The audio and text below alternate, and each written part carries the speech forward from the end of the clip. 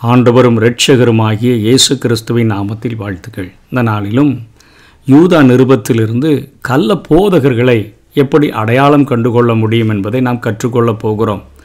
கள்ள போதகர்கள் நிறைந்த ஒரு கிறிஸ்தவ உலகத்திலே நாம் இப்பொழுது வாழ்ந்து கொண்டிருக்கிறபடினாலே யூதா எழுதுகிற அவர் கற்றுக் கொடுக்கிற காரியங்களை நாம் புரிந்து கொண்டோம் என்று சொன்னால் கள்ள போதகங்களுக்கு நாம் விலகி வாழ முடியும்.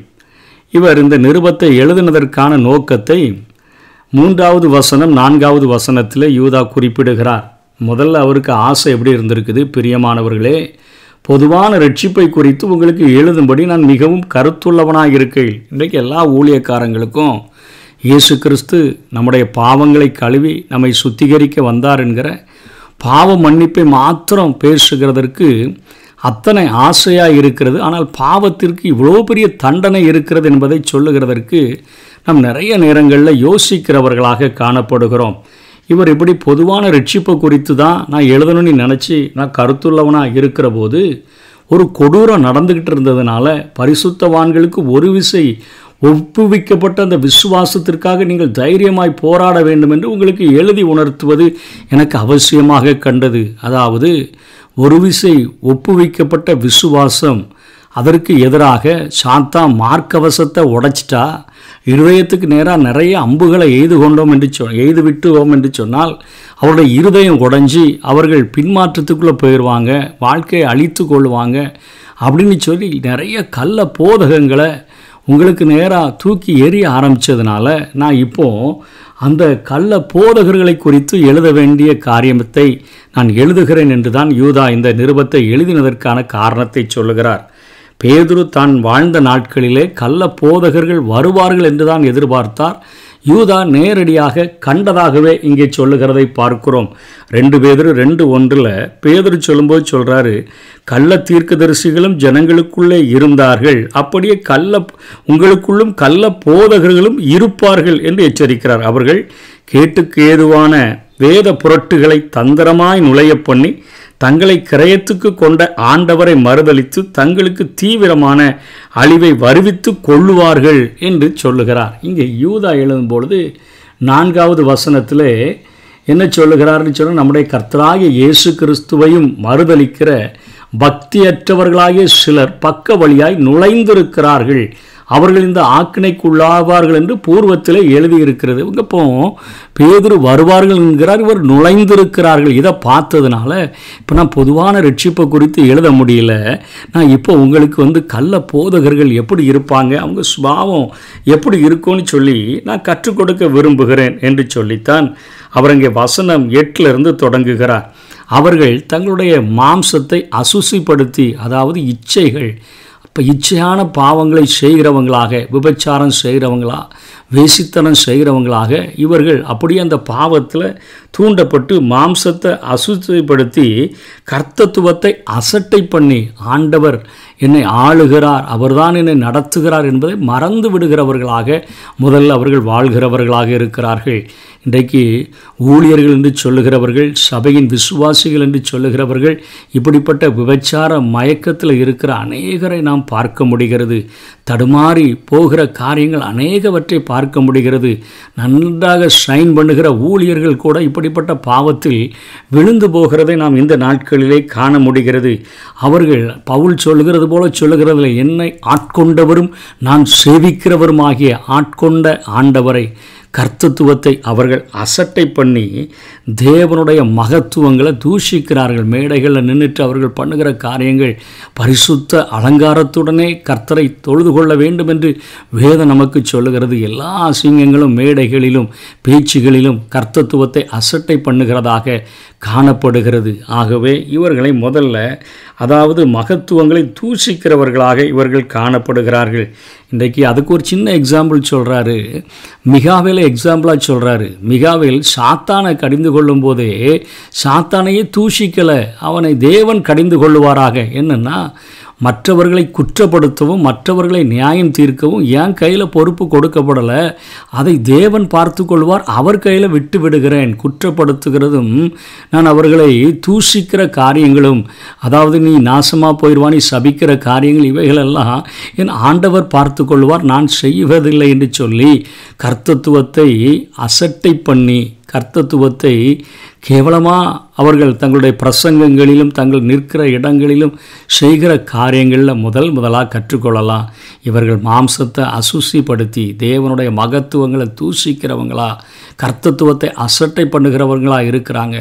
இவங்களுடைய வாழ்க்கையை நம்ம எப்படி, இவர்களுடைய போதகத்தை நம்ம எப்படி பின்பற்ற முடியும் என்கிற எண்ணம் நமக்குள்ளே உருவாகணும். இன்றைக்கி ஸ்டேஜில் நின்று கொண்டு சினிமா பாட்டுக்கு டான்ஸ் ஆடுகிற காரியங்கள், இன்றைக்கி நம்முடைய போட்டிகள் எல்லாம் சினிமாக்காரங்க கூட தான் போட்டிகள் என்று சொல்லுகிற அநேக போதனைகளை கேட்கும் பொழுது இருதயம் அத்தனை வேதனைப்படக்கூடியதாக இருக்கிறது. அவ்வளவு கொடுமையான நாட்களிலே நாம் வாழ்ந்து கொண்டிருக்கிறோம். 11ஆம் வசனத்தில் சொல்கிறாரு, இவர்கள் காயினுடைய வழியில் நடந்து பீலேயாம் கூலிக்காக செய்த வஞ்சகத்திலே விரைந்தோடி என்று சொல்லுகிற காரியங்களை பார்க்கிறோம். இங்கே 3 பேரை குறித்து எச்சரிப்பாக சொல்லுகிறார். என்ன, காயினுடைய வழியில் இவங்க நடக்கிறாங்க அப்படின்னு சொல்லி இவர் இந்த காரியத்தை சொல்லுகிறார். காயினுடைய வழியில் நடக்கிறாங்க, பீலேயாம் கூலிக்காக செய்த வஞ்சகம், கோராகு எதிர்த்து பேசின பாவம் என்று 3 பேரை இங்கே யூதா அடையாளம் காட்டி கொடுக்கிறார். காயின் அதாவது பலியை குறித்த தேவனுடைய அறிவுரைகளை அவன் அலட்சியம் செய்கிறான். தேவன் யாரை அங்கீகரிப்பார் என்கிற ஒரு எண்ணமே இல்லாமல் அவன் இருக்கிறதை நம் ஆதியாகமம் 4வது அதிகாரத்தை பார்க்கிறோம். அதை எபிரேய ஆக்கியோன் எடுத்து எழுதும் பொழுது தெளிவாக சொல்லுகிறான். 11வது அதிகாரம் 4வது வசனத்தில், விசுவாசத்தினாலே ஆபேல் காயினுடைய பலியிலும் மேன்மையான பலியை தேவனுக்கு செலுத்தினான். ஆண்டவருடைய இருதயத்திற்கு ஏற்றது என்பதை ஆண்டவருடைய பலிபிடத்தில் வைக்கிறவர்களாக நாம் காணப்பட வேண்டும். அதனாலே அவன் நீதிமான் என்று சாட்சி பெற்றான். அவனுடைய காணிக்கைகளை குறித்து தேவனே சாட்சி கொடுத்தார் என்று பார்க்கிறோம். மேன்மையான பலியை செலுத்துகிற ஒரு ஆபேலுடைய காணிக்கையை ஆண்டவர் அங்கீகரித்தார். காயினுக்கு அதை குறித்து அக்கறையில் ஆண்டவருக்கு எது பிரியம் எது பிரியமில்லை என்கிறதை புரிந்து கொள்ளாத ஒரு வாழ்க்கை. அதனை யோவான் எடுத்து எழுதும்பொழுது 1 யோவான் 3:12 பொல்லாங்கனால் உண்டாயிருந்து தன் சகோதரனை கொலை செய்த காயினைப் போல இருக்க வேண்டாம். அவன் எது நிமித்தம் அவனை கொலை செய்தான்? தன் கிரியைகள் பொல்லாதவைகளும் தன் சகோதரனுடைய கிரியைகள் நீதியுள்ளவைகளுமாய் இருந்தது நிமித்தம் தானே என்று எழுதுகிறார். அவனுக்கே தெரியுது, காயினுக்கே தெரியுது, அவனுடைய கிரியைகள் பொல்லாதவைகள், தேவனுக்கு பிரியமற்றவைகளாய் இருந்தது என்று சொல்லி இங்கே யோவானும் தன்னுடைய காரியத்திலே அதை வெளிப்படுத்துகிறதை பார்க்கிறோம். ஆகவே தேவனுக்கு பிரியமுள்ள பலிகளை செலுத்த வேண்டும். கடமைக்காக எதையாவது செய்யணுமே அப்படிங்கிறதற்காக செய்யக்கூடாது. ஆகவே இங்கே காயினுடைய வழியிலே, அதாவது தேவனுக்கு பிரியமான ஊழியத்தை செய்யணும். இல்லைன்னா ஆண்டவர் கடைசி நாட்களில் நியாய தீர்க்கும் போது சொல்லுவார், நான் பசி உள்ளவனாக இருக்கிறபோது, தாகம் உள்ளவனாக இருக்கும்போது, நான் வஸ்திரம் இல்லாமல் இருக்கும்போது, நான் சிறையில் இருக்கும்பொழுது, நான் அந்நியனாக இருக்கும்பொழுது நீங்கள் என்ன ஒன்றுமே கண்டுக்கலன்னு சொல்லுகிற அளவிற்கு அவருடைய இருதயம், அதாவது என்னை நோக்கி கர்த்தாவே கர்த்தாவே என்று சொல்லுகிறவன் அதில் பிரவேசிப்பதில்லை. அவருடைய சித்தத்தின்படி செய்கிறவனே, பரலோகத்தில் இருக்கிற என் பிதாவின் சித்தத்தின்படி செய்கிறவனே பரலோக ராஜ்யத்தில் பிரவேசிப்பானே அல்லாமல் என்னை நோக்கி கர்த்தாவே கர்த்தாவே என்று சொல்லுகிறவன் அதில் பிரவேசிப்பதில்லை. 2வது இங்கே பீலேயாமை குறித்து சொல்லுகிறார். பீலேயாமினுடைய வஞ்சகம் ஆண்டவர் தடுத்து நிறுத்துகிறார். 2 பேதுரு 2:15-16 அங்கே பேதுரு எடுத்து எழுதுகிறார். செம்மையான வழியை விட்டு தப்பி நடந்து பேயேரின் குமாரனாகிய பிலேயாமின் வழியை பின்பற்றி போனவர்கள். அவன் அனிதத்தின் கூலியை விரும்பி தன்னுடைய அக்கிரமத்தின் நிமித்தம் கடிந்து கொள்ளப்பட்டான். பேசாத மிருகம் மனுஷர் பேச்சை பேசி தீர்க்கதரிசியினுடைய மதிகேட்டை தடுத்தது. ஆண்டவர் கழுதையை வச்சு மனுஷன் பேசுகிற மாதிரிலாம் பேச வச்சு பீலேயாமை தடுத்து நிறுத்தின போதிலும் அவனுக்கு அந்த பொருளாசை நிறைந்தவனாக இருந்தபடினால் எப்படியாவது பாலாக்கிட்ட இருந்து வீடு நிறையா பொண்ணையும் பொருளையும் சேர்த்துடணும்னு சொல்லிட்டு மோவாபிய பெண்களை இஸ்ரவேல் அந்த கூட்டத்துக்குள்ளே நீ அனுப்புப்பான்னு சொன்னபோது விபச்சாரம் செய்து 23,000 பேர் ஒரே நாளில் வாதையினால் மரித்து போனார்கள் என்று சொல்லி நாம் பார்க்கிறோம். வேதத்தில் என்னாகமம் புத்தகத்தில் நாம் இதை கற்றுக்கொள்ளுகிறோம். அவன் பேசாத மிருகம் பேசி ஆண்டவர் எத்தனையாய் தடுக்கிறார் என்பதை உணராமல் வஞ்சகம் நிறைந்தவனாய் வஞ்சகமான வார்த்தைகளை பேசி பின்னாட்களிலே பட்டயத்தால் வெட்டப்பட்டு தன்னைக்கு அநேகர் வஞ்சகமான காரியங்களை பேசி தங்களுடைய வீடுகளை பொன்னால பொருளால் நிறைச்சிடணும்னு நிற்கிற காரியங்களை கண்டுகொள்ளும் பொழுது இவங்க ஆண்டவருக்கென்று ஆண்டவருடைய சித்தத்தை செய்யும்படியாக ஊழியம் செய்கிறாங்களா, இல்லைன்னா தங்களுடைய வயிற்றை நிரப்புறதற்கும் தங்களுடைய வீட்டில் பொருட்களால் நிரப்புகிறதற்கும் இவர்கள் போதிக்கிறார்கள் என்பதை நாம் கண்டுகொள்ள கடமைப்பட்டிருக்கிறோம். பிழையாம். அதே போல் கோராகு இவர் எதிர்த்து பேசின பாவம் என்னாகமம் 16வது அதிகாரத்தில் சொல்லப்பட்டிருக்குது. இவர் கோராகு, இவர் ரூபன் வம்சம், இவர் கூட தாத்தான், அபிராம், ஓன் இப்படின்லாம் ஆட்களை சேர்த்துட்டு இன்னும் 250 பேரை சேர்த்து கொண்டு மோசைக்கு விரோதமாக முறுமுறுக்கிறதை பார்க்கிறோம். நீர் பாலும் தேனும் ஓடுகிற தேசத்துக்கு கொண்டு வந்து சேர்க்கிறேன்னு சொல்லிட்டு வனாந்தரத்தில் இவ்வளோ கஷ்டப்படுத்துகிறீரே. இன்றைக்கு ஆலயத்திற்கு செல்லுகிறவர்கள், ஆண்டவரை ஆராதிக்கிறவர்கள் நிறைய நேரங்களில் பிரச்சனைகளையும் போராட்டங்களையும் சந்திக்கும் பொழுது இப்படிப்பட்ட முறுமுறுப்புகளை செய்து தேவனுடைய ஊழியர்களுக்கு விரோதமாக பேசுகிற காரியங்கள் காணப்படுகிறது. அவர்கள் பழைய வாழ்க்கையில் நாங்கள் ரொம்ப நல்லா இருந்தோம்னு சொல்கிறாங்க. அங்கே எகிப்தில் மண்ணு மிதிச்சுட்டு கிடந்த அவர்களை ஆண்டவர் எடுத்து அருமையாக கடத்தி கொண்டு வருகிறார். வானத்தினுடைய மன்னாவை கொடுத்து, கண்மலையை பிளந்து தண்ணீரை கொடுத்து, மாறாவின் கசப்பை மதுரமாக மாற்றி, மேகஸ்தம்பமாக அக்னி ஸ்தம்பமாக கூட நடந்து வருகிற ஆண்டவருடைய மகிமையை கண்ட பின்பும் நீர் பாலந்தேன்னு ஓடுகிற தேசத்துக்கு கூட்டிக் கொண்டு போகிறேன்னு தானே சொல்லி அங்கே தான் கூட்டிகிட்டு போகிறாரு. வழி நடுகவே நடந்து வரும்பொழுது அங்கே இத்தனை அவர்கள் எதிர்த்து பேசின போது அங்கே ஒரு காரியம் நடக்கிறது. புதிதான ஒரு மரணத்தில் நீங்கள் மறிச்சாதான் நீங்களாம் சரி வருவீங்கன்னு சொல்லி அங்கே மோசே ஆண்டவரை நோக்கி வேண்டின போது பூமி வாயை பிளந்து அவர்களையும் அவர்களுக்கு உண்டான எல்லாவற்றையும் விழுங்கி போட்டதை நம்ம வேதத்தில் பார்க்குறோம். அந்த 250 பேரையும் கர்த்தருடைய சன்னிதானத்திலிருந்து அக்கினி புறப்பட்டு அவர்களை பட்சித்து போட்டது என்று சொல்லி பார்க்கிறோம். எதிர்த்து பேசுகிறவர்கள், ஊழியர்களை எதிர்த்து பேசுகிறவர்கள், ஆண்டவர் இப்படிலாம் செய்வனி சொன்னார், எங்கள் வாழ்க்கையில் இன்னும் அற்புதங்கள் நடக்கலையே, ஆண்டவர் ஏற்ற காலத்தில் நம்மை உயர்த்தும்படிக்கு அவருடைய கரத்தில் அடங்கி இருக்கணும். பேசுகிறது, எதிர்த்து பேசுகிற காரியங்கள் இப்படிப்பட்ட சுபாவமுடையவர்களாக அவர்கள் காணப்படுவார்கள். பயமின்றி இருப்பாங்கன்னு சொல்லி அவர்கள் மனசாட்சி அவர்களை வருத்துகிறதில்லை. தேவனுடைய எச்சரிப்பையும் அவர்கள் நினைக்கிறதில்லை. அதாவது மனசாட்சியை அப்படியே அவர்கள் சேதப்படுத்துகிறதற்கு விட்டு கொடுத்து பயமின்றி இத்தனை காரியங்களை பேசுகிறார்கள். தங்களை தாங்களே மேய்த்து கொள்ளுகிறார்கள் என்றே இங்கே எழுதுகிறதை பார்க்கிறோம். அதாவது தங்களை தாங்களே மேய்த்து கொள்ளுகிற காரியம் என்ன? அவர்கள் செய்வது எல்லாவற்றிலையும் பேராசை இருக்கும். தாங்க சம்பாதிக்கணும்னு ஊழியம் செய்கிறது, தன்னலம், பிறரை பற்றி எண்ணமே இல்லை. உங்களுக்கு அது ஜோமன்றம் பிரதர்னு வெளியே சொல்லுவாங்க. ஆனால் அவர்கள் ஒரு நாளும் மற்றவர்களுக்காக ஜெபிப்பதில்லை. பேராசை நிறைந்தவர்களாக, தன்னலம் நிறைந்தவர்களாக வாழ்வார்கள். எசேக்கியேல் 34வது அதிகாரத்தில் 1-10 வரையிலும் ஆண்டவர் அத்தனையாய் வேதனைப்பட்டு எசேக்கியேல் மூலமாய் கூறுகிறார். தங்களையே மேய்க்கிற இஸ்ரவேல் மேய்ப்பருக்கு ஐயோ, மேய்ப்பர் நல்லவோ மந்தையை மேய்க்க வேண்டும் என்று ஆண்டவர் சொல்லுகிறார். 11ஆம் வசனத்தில் நானே மேய்ச்சிட்றேன்ப்பா அப்படின்னு சொல்லுகிற காரியங்களை நாம் பார்க்க முடிகிறது. இன்றைக்கு தன்னலம் மிகுந்த அநேக ஊழியர்களை பார்க்கிறோம். மற்றவர்களுக்காக ஒரு நிமிஷம் கூட ஜெபிக்காத அநேக தேவ மனிதர்களை பார்க்கிறோம். இஸ்ரவேலின் மேய்ப்பர்களுக்கு ஐயோ என்று சொல்லுகிறார். அங்கே அந்த மேய்ப்பர்கள் என்ன செய்கிறான்? நல்லா நெய்யை சாப்பிட்றதும் கொளுத்தவைகளை அடித்து புசிக்கிறதும். அதே போல தான் இன்றைக்கு காரியங்கள் கொளுத்த பணக்காரங்கள்கிட்டருந்து பணங்களை பிடுங்கிறதும் தங்களுடைய ஆஸ்திகளை பெருக்கிக் கொள்ளுகிறதுமான காரியங்கள் தேவனுடைய சித்தத்தின்படி செய்யாத அநேக ஊழியர்களை நாம் பார்க்க முடிகிறது. அண்ணா திரும்பவும் சொல்கிறார், காற்றுகளால் அடியுண்டு ஓடுகிற தண்ணீரற்ற மேகங்களாக அவங்க இருக்கிறாங்க. இதை பேதுருவே 2 பேதுரு 2:17 எழுதுகிறாரு. அதாவது அவர்கள் அடியுண்டு ஓடுகிற ஒரு காற்றுகளால் அடியுண்டு ஓடுகிற ஒரு காரியத்தை உடையவர்களாக இருக்கிறாங்க. தண்ணீரற்றவர்கள், மழையை கொடுக்கிறது போல நமக்கு தெரியும், ஆனால் மழை தராத மேகங்கள். அவங்கள்ட்ட இருந்த ஆசீர்வாதத்தை நம்ம பெற்றுக்கொள்ளவே முடியாது. நீதிமொழிகள் 25:14 கொடுப்பேன் என்று சொல்லியும் கொடாமல் இருக்கிற வஞ்சகன். மழை இல்லாத மேகம் காற்றுக்கு சரி, அடிக்கிற காற்றில் அப்படியே தண்ணீர் இல்லாத மேகத்தை போல் அங்கே இங்குமா ஓடுறாங்க. இவருடைய வாழ்வில் கனிகளை நாம் பார்க்க முடியாது என்று சொல்லுகிறார். நல்ல கனியை அல்ல. அதாவது லூக்கா 13:6-7 ஆண்டவர் சொல்கிறாரு, ஒரு திராட்சை தோட்டத்தில் கொண்டு அத்தி மரத்தை நட்டு வச்சனப்பா, 3 வருஷம் கனி தேடுறேன், 3 வருஷமும் ஒரு கனி கூட சாப்பிட்றதுக்கு இந்த மரம் ஒரு கனியை கூட தரல, இதை வெட்டி போட்டுருன்னு சொல்கிறார். 3 வருஷம் கனி தராத ஒரு அத்தி மரத்தை போல இன்றைக்கு இவர்களுடைய வாழ்க்கை காணப்படும். அதனைத் தொடர்ந்து திரும்பவும் சொல்கிறார், 2 முறை செத்து. அதாவது முதல் முறை எபேசியர் 2:1 நம்ம எல்லாருமே அக்கிரமங்களிலும் பாவங்களிலும் மரித்தவர்கள் தான். ஆண்டவர் நம்மை உயிர்ப்பிக்கிறார்.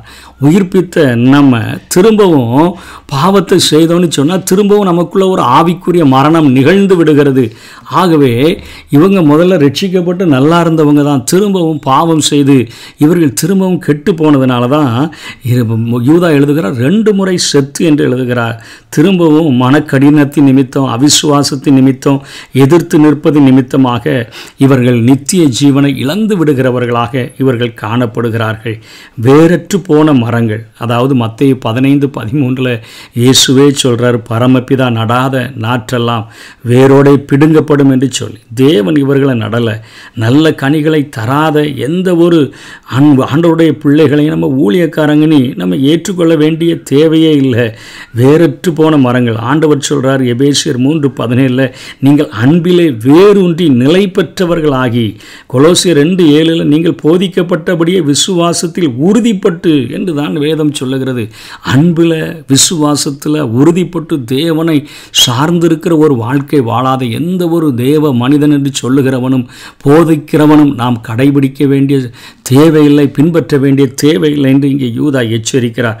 வசனம் 13 இன்னும் சொல்றாரு, தங்கள் அவமானங்களை நுரைதள்ளுகிற அவர்கள் இருதயத்தில் உள்ள பாவமானது கெட்ட செயல்களாக வெளிப்படுகிறத நம்ம பார்க்க முடியும். அவர்களுடைய கனிகளினாலே தான் அவர்களை அறிவீர்கள் என்று சொல்லி வேதம் சொல்லுது.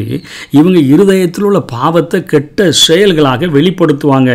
அமளியான கடல்களைப் போல இருப்பாங்க. அதாவது அமைதியற்ற நிலை, தங்களில் பொங்கி எழும் ஆசைகளால் இவங்க தூக்கி எறியப்படுவாங்க. ஏசாயா 57:20-21 துன்மார்க்கரோ கொந்தளிக்கும் கடலை போல் இருக்கிறார்கள், அது அமர்ந்திருக்க கூடாமல் அதன் ஜலங்கள் சேற்றையும் அழுக்கையும் கரையில் ஒதுக்குகிறது. துன்மார்க்கருக்கு சமாதானம் இல்லை என்று என் தேவன் சொல்லுகிறார். இது ஏசாயாவினுடைய வெளிப்பாடு. இதனை நம்ம பார்க்க முடியும். அமைதியற்ற ஒரு நிலைமையில் தங்களில் பொங்கி எழுகிற ஆசைகளை அவர்கள் நிறைவேற்றுகிறதற்கு அலைவாங்க. அவர்களுடைய வாழ்விலிருந்து சேரும் அழுக்கம்தான் வெளியே புறப்பட்டு வரும் என்று சொல்கிறார். மார்க்கம் தப்பி அலைகிற நட்சத்திரங்கள் கிறிஸ்துவை சற்றும், அதாவது கிறிஸ்துவை சுற்றுகிற பாதையாக நம்முடைய பாதை இருக்கணும். பவுலை சொன்னீங்கன்னா கேட்டிங்கன்னா சொல்லுவார் பிலிப்பியர் 3:14 கிறிஸ்து இயேசுவுக்குள் தேவன் அழைத்த பரம அழைப்பின் பந்தய பொருளுக்காக நான் லக்கை நோக்கி தொடருகிறேன். அந்த ஒரு இயேசு கிறிஸ்துவுக்குள் தேவன் அழைத்த பரம அழைப்பு, அந்த கிறிஸ்துவை சுற்றி வருகிற ஒரு பாதையாக நம்முடைய வாழ்க்கை பாதை இருக்கணும்.